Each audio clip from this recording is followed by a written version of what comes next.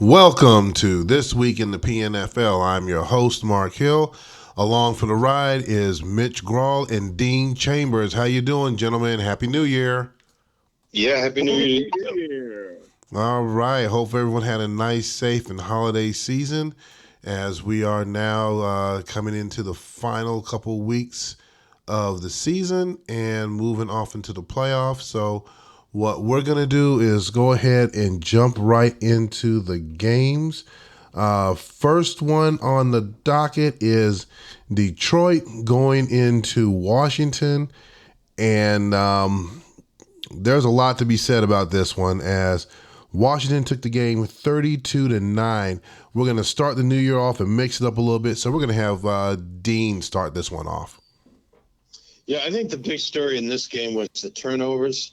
I believe there were 4 interceptions and 2 fumbles by the Detroit offense.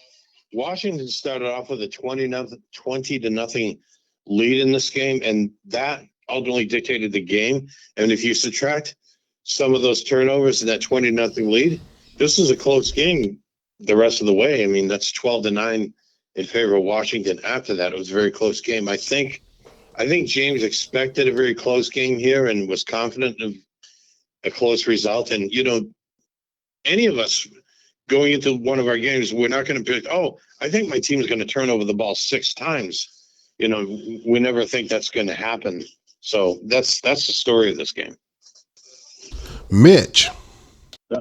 Actually, I think the story of this game is the prolific field goal kicking that went on in an outdoor stadium. Combined, those kickers were 7 for 7. I can't get 7 field goals to go through the uprights in 7 games, much less 7 for 7 in one game. So apparently, Washington went out, got one of those World Cup kickers that now the World Cup's over onto his team, and it paid off going 6 for 6 in the game. So I thought that was interesting about this one. Okay. Next Yeah, game. that's true. Go ahead. Jerry would tell you that the kicking game is always important. Yes, he will. Yes, he will.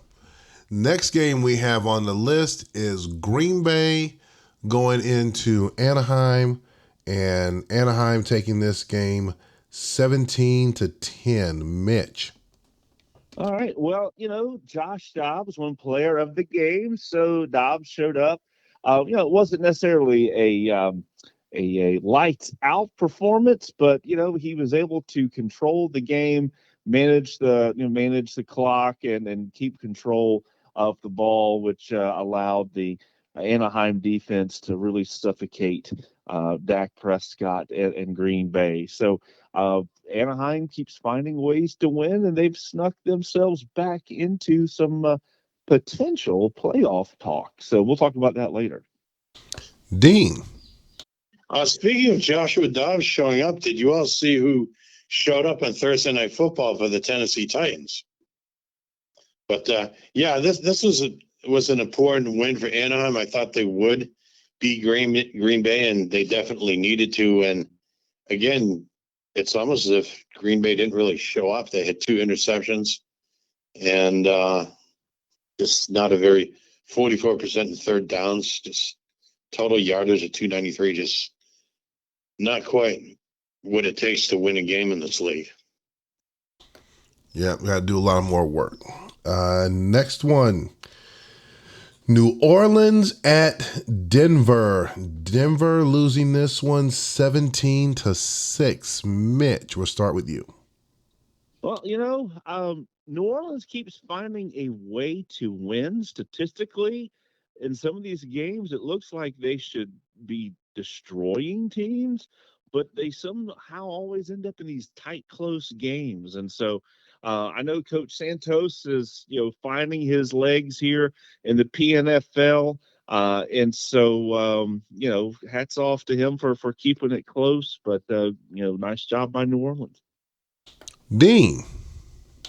I think overall the Denver defense was pretty solid. Could be a little better, but it was pretty solid.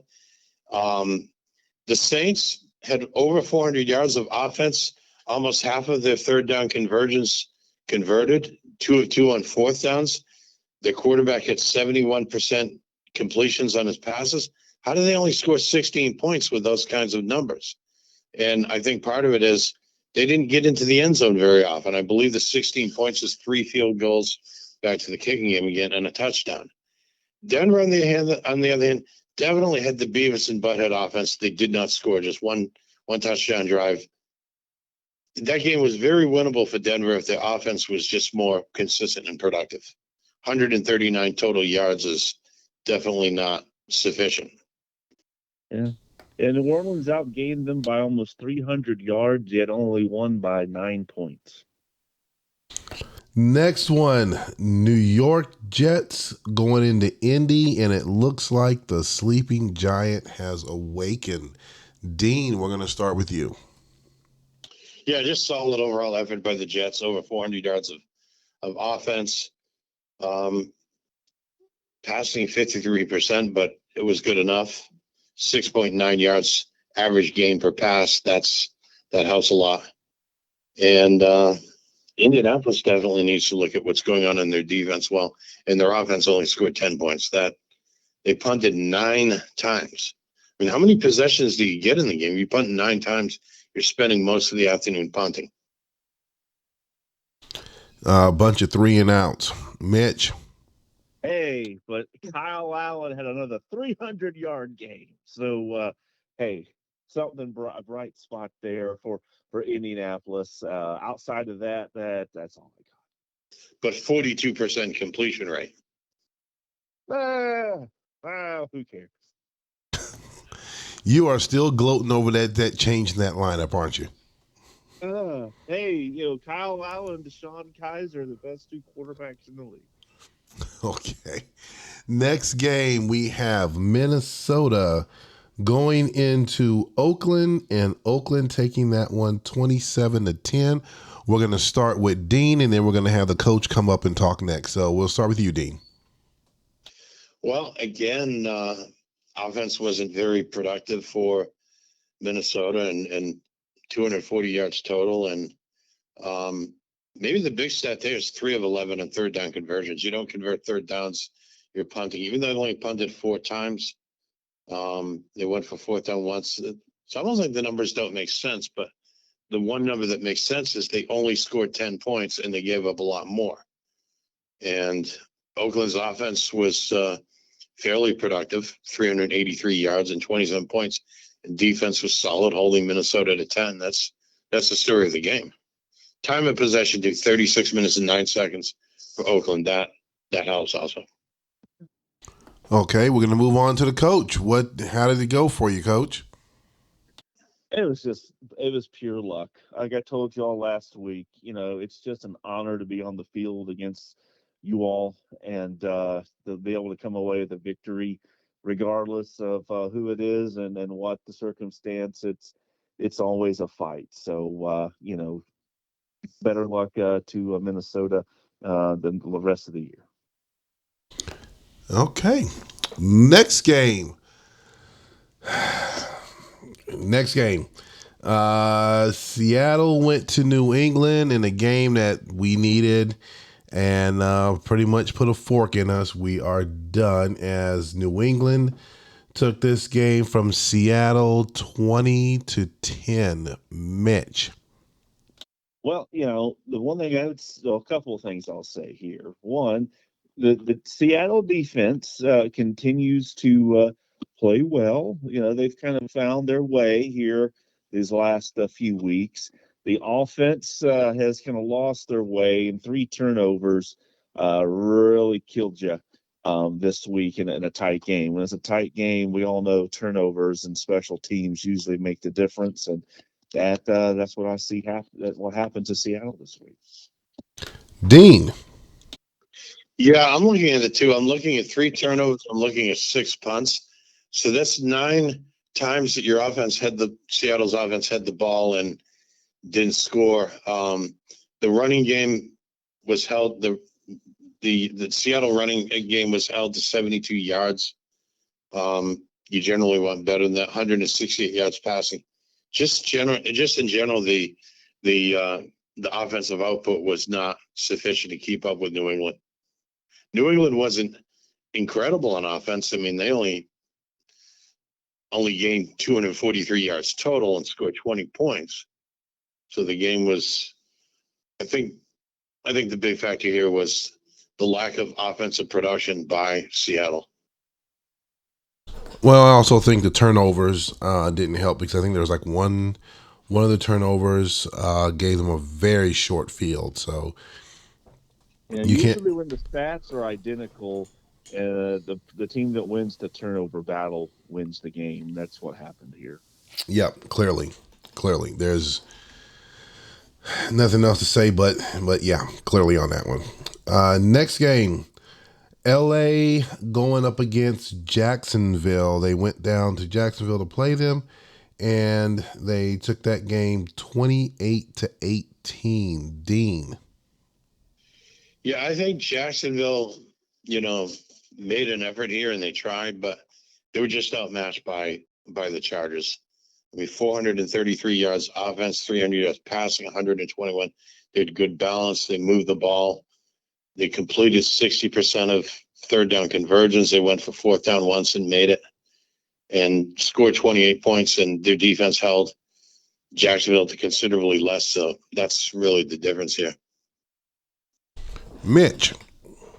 Well, the hottest team in the league, the Chargers, like I said, you got the luckiest break of the year when Lamar Jackson got hurt and they had to come back and start Deshaun Kaiser, because who won Player of the Week this week? Mark, who was that? Who won it this week?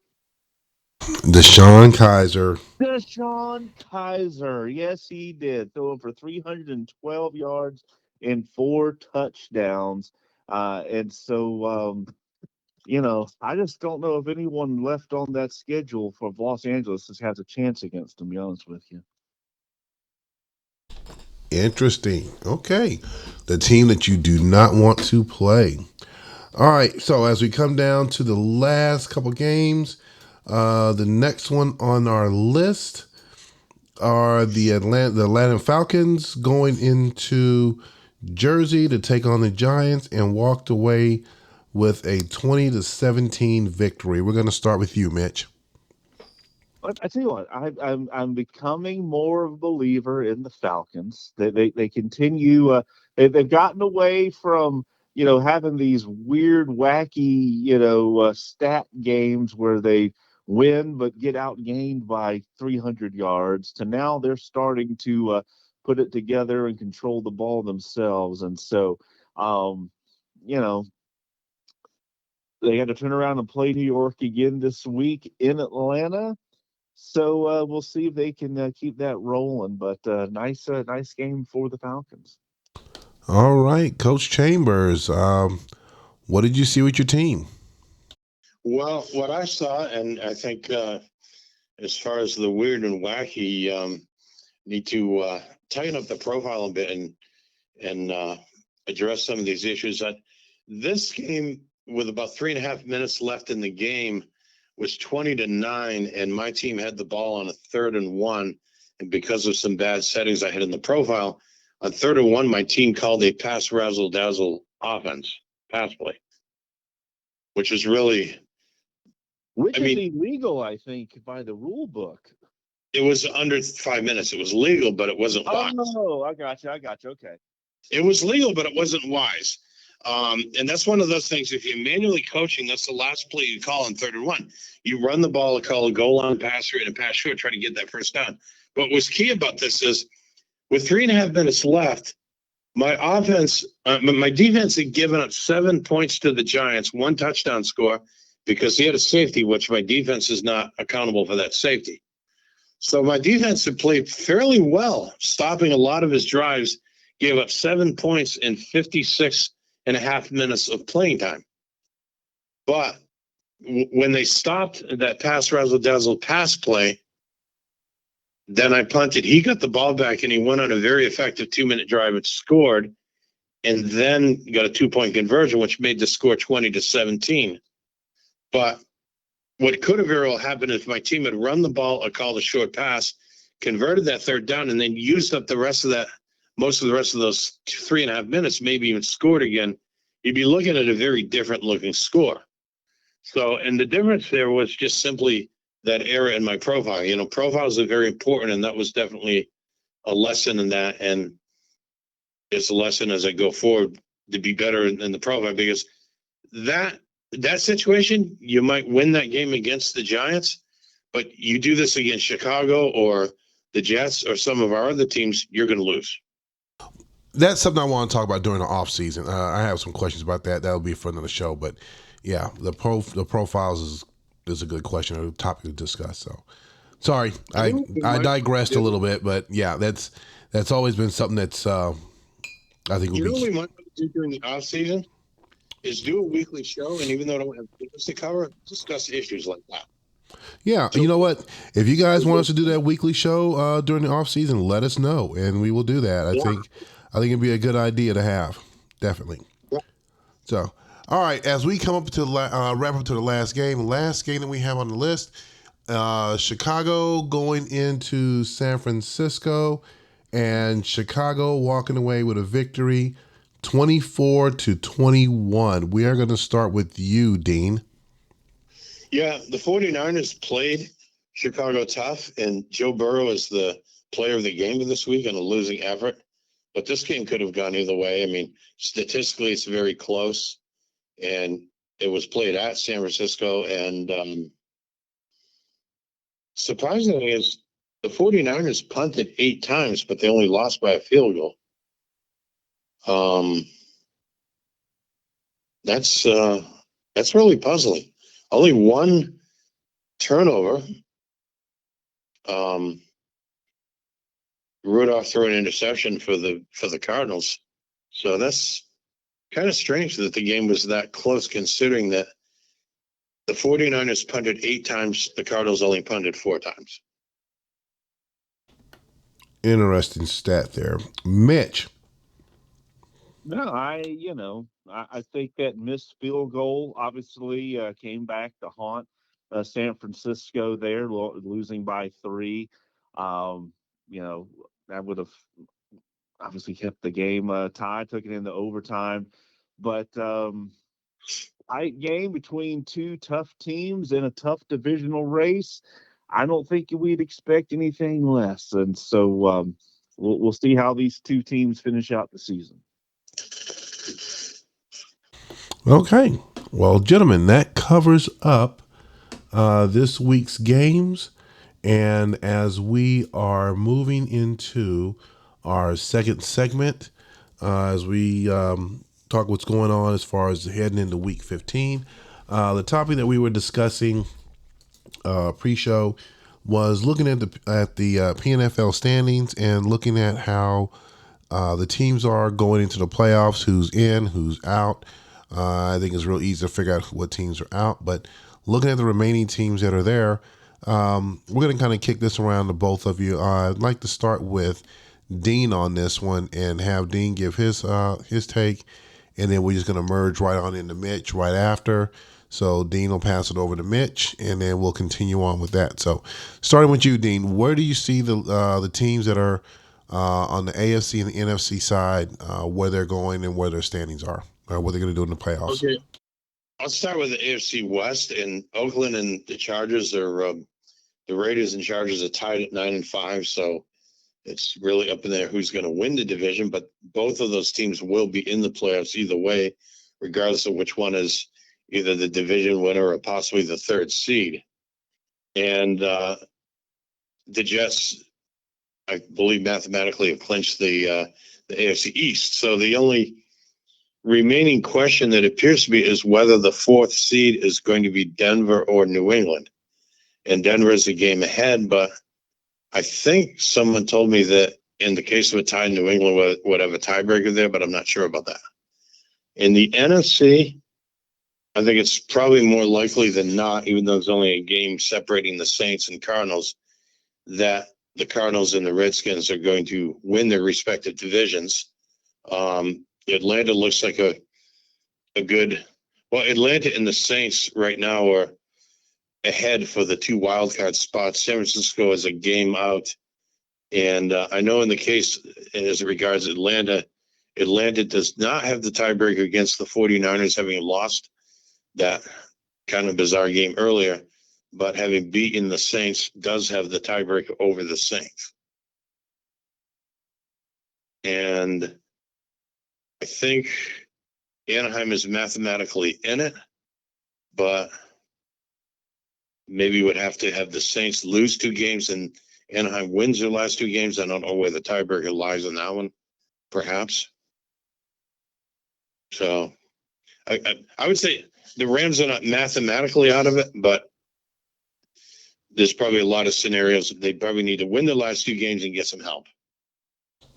I think that'd be correct. I think one of the coaches out there put it on the site, so I had to take a look at that as well. Yeah, James got an email.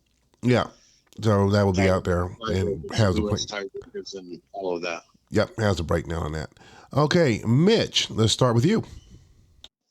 Well, I think the best thing for Dean in Atlanta right now, in their hopes to maybe get that tie against Chicago. I mean, it's against Washington for that NFC East divisions. The fact that Washington has to play Chicago and the Jets in their final 2 games, and both the Jets and Chicago will have to play their starters and probably play well to be able to keep on track to try to get the number 1 seed in their conferences. So, if Atlanta can win their last 2 and Washington goes down, I don't know how all the tiebreaker stuff goes on the NFC East, but Atlanta still has a shot to at least get the same record, if nothing else, as Washington there in the NFC East. As far as NFC West goes, I tell you, Anaheim, they've got to play San Francisco. I know this week, which is a team that's right ahead of them.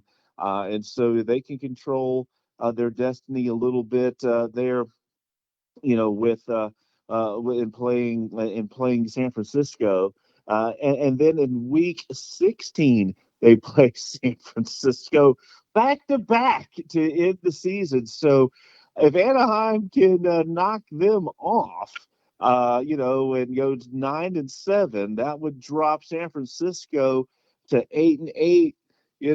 New Orleans, could they maybe lose a couple of games and go 9-7, and suddenly here comes Anaheim in there, or heck, maybe Atlanta loses a couple of games, and who knows? And so that those Anaheim San Francisco games are going to be very interesting to see, because rarely do teams win back to back games, and both teams realistically need to win both of those games to really, they'll either give themselves a shot at the playoffs, or in San Francisco's case, San Francisco, they've got to win both those games. So that's going to be fun to watch the Rams and Niners, old rivals, go after it. The AFC is interesting. Like I said, the hottest team in the league, the Chargers, winners of 4 in a row, the defending NFC West champions. I just don't know if anyone on their schedule is going to be able to knock them off. I mean, I know they host some team from Oakland this week, which, we'll see what happens there. I don't even know if Oakland might have to rest their starters just in anticipation, since they've clinched a playoff spot. Yeah, I don't know what's going to happen with that, but the Raiders and the Chargers are, they're that and the leading the way in the West. Denver, if they can get themselves back on track, they're in the 4th spot right now, but I have a feeling that the Patriots are going to get that spot. So really, the drama comes down to, if the Jets, if the Redskins can knock off the Jets, suddenly the winner of that Oakland LA game, both of who beat the Jets this year, suddenly becomes a showdown in Week 16 to see who gets the number one seed in the AFC. So a lot of drama, lots of drama. It's going to be fun to come back here next week and kind of see what where everything stands going into the last week of the season, because we're going to have half the league at least either vying for spots or trying to get home field advantage at least for 1 week in the playoffs. So it'll be fun. Well, here's the drama for you. I think the Rams are definitely rooting for Seattle to beat the Saints this weekend, and I've heard that Joshua Dobbs has picked up the phone and called Zach Wilson and giving him some advice on how to beat the Saints this weekend. I mean, beat the Saints this weekend.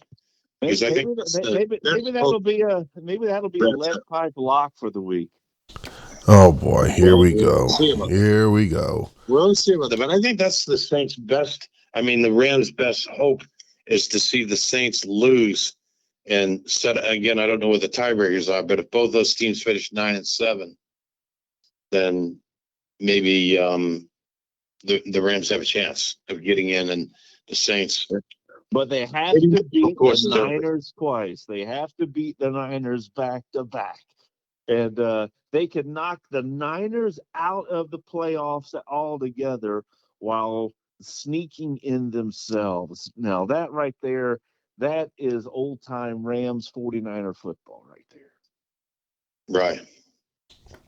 Okay, gentlemen, great talk right there. So, as we're New Orleans plays Chicago in Week 16. Yeah. So it's all on Seattle, man. It's all on Seattle if Anaheim has. Hey, all we're out here doing, our job this next 2 weeks is play spoiler. That's all I'm focused on, playing spoiler. That's it. Well, it's spoiler, and it's working on things to build towards next season. Yeah, that too, but also I want to play spoiler. If I can't play postseason, nobody can play. Taking my ball and going home. Their ball and going home. Okay, the league's ball and going home. Damn it. You're taking their ball and going home. Yeah, I'm already going home. I know that. I want to take others with me. Misery loves company. So, all right, gentlemen, we are going to move into this last segment with a little time we have left. And again, gentlemen, each one of you has a lead pipe lock that you need to use. So we're going to go ahead and move on to the next round. It is the Week 15 games coming up, and we start off with the Giants going up against the Falcons. They are giving the Falcons 7.5. We're going to start with you, Mitch. I'm going to take the Falcons. I think the Falcons are smelling playoffs, and they're not going to be denied. So I'm taking the Falcons. Dean. Yeah, I'm confident in getting the job done this week, and confident that my offense will be effective enough playing at home, and the defense will get the job done and a win and cover the spread. All right. Next game up. Cardinals going against the Redskins. They are playing out in D.C., and they have the Cardinals at 3.5. We're going to start with you, Dean. Yeah, this is an instance. I know the Redskins are a very good team, but this is a pretty small spread for one of the most potent offenses in the league. Definitely Cardinals win and cover in this game. Okay, Mitch. Just because I want to see as much drama as possible, Week 16, I'm going with the Cardinals. All righty. Next game, Packers and the Broncos, and it is a pick'em game. We're starting with you, Mitch. The Packers defense has actually played very well in spite of their losing streak, and the Broncos offense has been a little bit stale the last few weeks. So I'm going to take the Packers in this pick'em. All right, Dean. Oh, the Broncos offense is definitely coming back this week. This is the beginning of the Packers losing their last 2 weeks of the season. This is my lead pipe lock. Broncos will get off the losing streak and win this game. And the Broncos know they win their last few games they're probably in. They're going to be motivated. They're going to be prepared. Definitely Broncos win. Lead pipe lock. All righty. Next game, Rams against the 49ers. They're giving the 49ers 7.5. Dean. I'm smelling an upset here. I think there's a chance that the Rams could win this. If they don't win it, it's going to be very close. That 7.5 spread is for a team that historically wins without covering the spread so often. If the 49ers do win, they do not cover. But I say there's a chance that Rams pull off the upset here. Okay, Mitch. Yeah, I'm going Rams. I mean, otherwise, everything I just said in the previous segment means nothing. So let's go with the Rams. Okay. Next game, Saints going against the Seahawks in Seattle. They are giving the Saints 6.5. Mitch.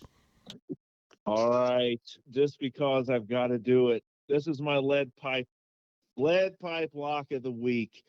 You've got the Saints who have the playoff vision right in front of them. You know, they've been playing really great defense, but they've had tough times scoring. All right. Seahawks disappointed in their performance this year, have found their defense. So you've got a team that's had a tough time scoring and plays good defense going against another team who has a tough time scoring and plays good defense. The difference is one is 9-5, the other one's 5-9. I'm going with the 5-9 team, and Seahawks take this game. Okay. Jets going against the Lions. They are giving the Jets 14.5. Wait a minute. Dean, you didn't get the comment on the Saints Seahawks game. Sorry. Seattle is going to pull off the upset this week. I completely agree with that. Seattle is going to pull off the upset. They definitely have the incentive to find some effective offense and get some scoring going, and play the spoiler, build towards the next season, pull off the upset. The Saints, I think, can see the playoffs, but sometimes what seems so close can be so far away because it's very possible the Saints could lose the last 2 weeks and fall out of contention. Not predicting it, but I'm saying it's possible. Okay. Jets and the Lions. They are predicting the Jets 14.5. Dean. Yes, I look at that spread and I say not so fast. I mean, the Jets may still win, but I don't think they're going to cover. The Lions might be out of it, but they've not given up. They're building toward next season, and it's this will be a closer game than expected. Probably a win by the Jets, but they did not cover the spread. Okay, Mitch. I'm going to go with the Jets, and you know what? I think they do cover the spread. Okay. Colts and Vikings. They are giving the Vikings 6.5. Mitch. Kyle Allen versus the stingy Vikings defense. I'm going to go with the Vikings to take this one. I think I think it's probably going to be like a 17-10 game. Dean. Yeah, I think Kyle Allen can complete 50% of his passes and get 300 yards again and still not score much and lose. I think Minnesota wins this game and covers the spread. All right. Next game. Patriots and Jaguars. They are giving the Patriots 6.5. Dean. I think the Patriots see some opportunity here and have incentive to try to win this game, and they're favorite, and I think they'll win and cover the spread. I'm not sure whether they will make postseason this season, but they're certainly going to try hard in these last 2 weeks to get it done. Definitely Patriots win here. Okay, Mitch. Patriots are so tired of losing to Matt, regardless of which league they're in. So I'm going with the Patriots, but I think it's actually going to be less than 6.5. So Patriots win, Jags cover. All right. And last game for week 15 are the Raiders going to play the Chargers. We're going to start with Dean on this one. This is one of the biggest games of the season, and I think you look at the Chargers and look at Steve coaching them, and he won the division 1 year and then was well out of the playoffs the second year. this year they're back in contention. This is one of the biggest games we've seen in the last few seasons, and I think Steve will have his team ready for this matchup, and I think this will be a Chargers win. All right, Mitch. I mean, how can you go against the hottest team in the league with got their division winning quarterback back at the helm? I mean, you'd be crazy to bet against them. I mean, You're I don't even know. sandbagging. You're I don't even know sandbagging. if. I mean, I might, like I said, I might just rest my starters, knowing that I've got at least a 3 seed in the bag, just so you know, is it Dean, really that important? he's You're getting sandbagging pretty over there. You're getting pretty good at this Lou Holtz act. You know, I Yep. mean, have division titles ever been that important to me? Lou Holtz could be playing, like Tennessee State in Division III or something. He would get on the podium and say, this team is great. They have a great quarterback, a solid defense, one of the best teams we've ever played. I don't know how we can even stay on the field with them. And then Notre Dame wins like 56-3 in the game. I mean, that's classic Lou Holtz. Well, you got to respect your opponents, and I just don't even know if I even belong on the same field with this Chargers team. He's sandbagging. That's all I gotta say. He's sandbagging. Don't believe him, guys. Don't believe him. No, we're not buying that bill of goods. Nope, we're not buying it. Not buying it at all. So, all right. As we are wrapping up this show for Week 15, it looks like there's going to be some exciting games out there, some lead pipe locks out there, and hopefully you guys have enjoyed the ride this season. A couple bumps on the road, but overall, I think we're having a pretty good ride here this season on the show. Thank you guys for tuning in. Thank you, Dean, and thank you, Mitch, as we come to wrap this up. Any final words over on your end, Dean? No, just good luck in the games this weekend, and for those that are in contention of postseason, good luck with that, and those that are not, good luck with preparing to go into the off season and build your program for next season. All right, Mitch. Any final parting words? Let's get it.